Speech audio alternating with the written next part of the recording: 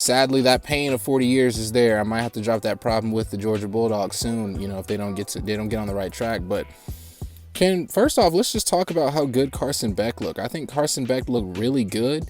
And it sucks because even watching Carson Beck, I know for sure this season he'll be the backup. He'll be that second string guy, because I'm like, there's no way Stetson Bennett should be seeing the field if anything was to happen to JT Daniels. Find some wood to knock on. I'm hoping JT can stay healthy, but Carson Beck looks like he was ready to come in and play. He made some questionable throws. He looked a bit questionable at points, but I feel like he's way better as a backup, and I think more prepared than how Stetson Bennett was when he came. I'm just trying to say, I feel like Carson Beck is better than Stetson Bennett, a better second option, and he's definitely a guy you want on the bench. Brock really didn't get any play time, which sucks because I really wanted to see a lot from Brock yesterday, and I really feel like he didn't get much time to play. And maybe that just showcases that Carson Beck is beating him out when it comes to actual practice right now and scrimmaging in practice. So, I mean, it's not a bad sign.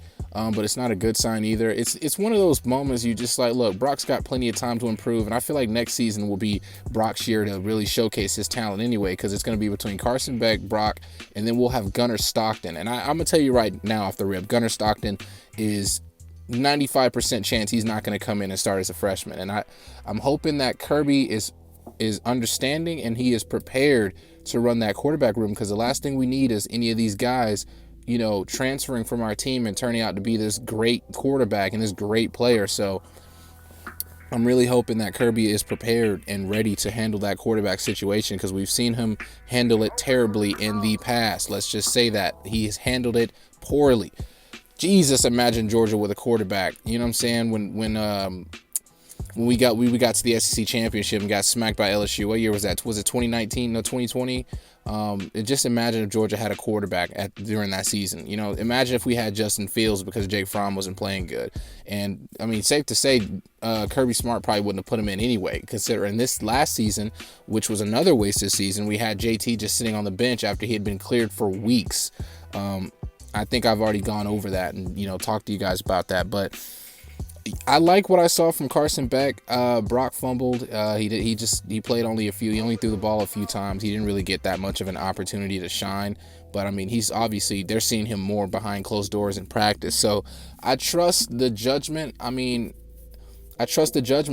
Especially considering, like I said, Carson Beck looked great. So, no ill will for me on that one. The O-line looked, how do I say it? Not that great. I think the O-line needs to improve a lot from what I saw yesterday. I think, obviously they're going against the best, D-line in the country. So it's one of those things where it's like, well, I'm not gonna, that's the thing I get from spring day is that's the one thing you got to take away from spring day is like, look, these guys are going against probably one of the best defenses in the nation when we talk about skill and talent. This defense is one of the best in the nation. So it's like when it comes to GDAY, I expect there to be a lot of defense, but it's one of those things where it's hard. It sucks because you want to see the offense explode, but you're not sure if the offense isn't playing up to par because of how good that Georgia's defense is, or if it's just the fact that, it's still super early and they're still trying to build a lot of things and test out the new roster. I'm going to tell you one thing.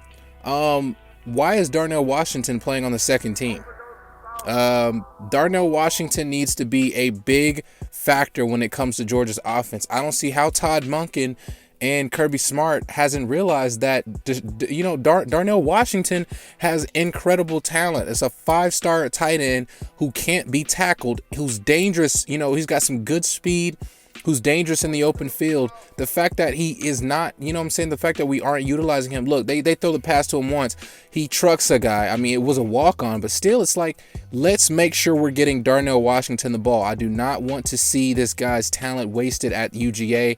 It's sickening, to see Darnell Washington not get the amount of snaps and reps and targets that I feel like he should have.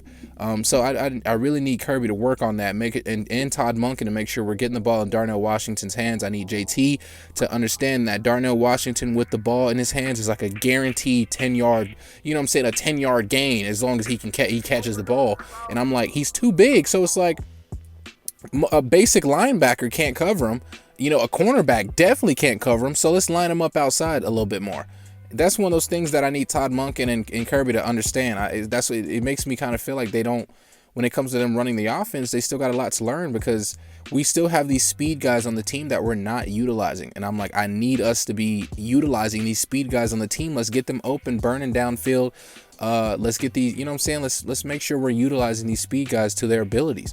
It's like, let's not have a fast guy on the team and use him for screens and 5-yard, you know, slant routes. Let's use him to run deep. You know what I'm saying? Let's get those 30-40 yard passes up.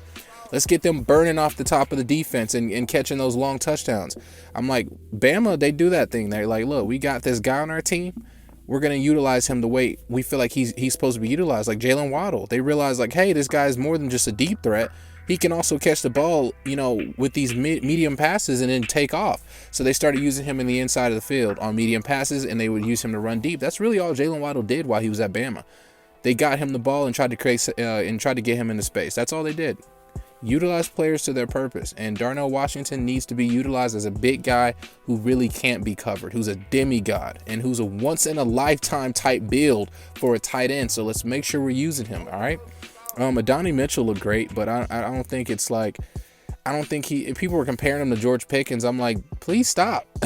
I'm like, let's not do that. You know what I'm saying? As much as I like Adonai Mitchell and what I saw from him yesterday, I do not think most of that's going to carry over to the regular season. I think, you know, it's spring day. Georgia's cornerbacks are definitely still trying to figure out their identity. Like I said earlier, that's probably the weakest point of our team. So it's definitely, I'm not. Look, I like, as much as I like it, I'm not buying the hype. I'll see it when the regular season starts. You know, Kears Jackson is one of those players that will, like, you know, the regular season started and he dominated and he looked good yesterday. I'm expecting that to carry over because I've seen him carry it over. So, yeah, I like Adonai Mitchell, but I don't think that, you know, it's going to carry over. But we will need somebody to step up with George Pickens being out. You know, we got Burton, who should be back by then. We have Blaylock will be coming back. Marcus Rosemy was dressed out yesterday, so he should be ready for the regular season after his gruesome injury. And then we got Kears Jackson. We all know how dangerous Kears Jackson is. And then we just got all that other talent on the team that we got to make sure we're utilizing.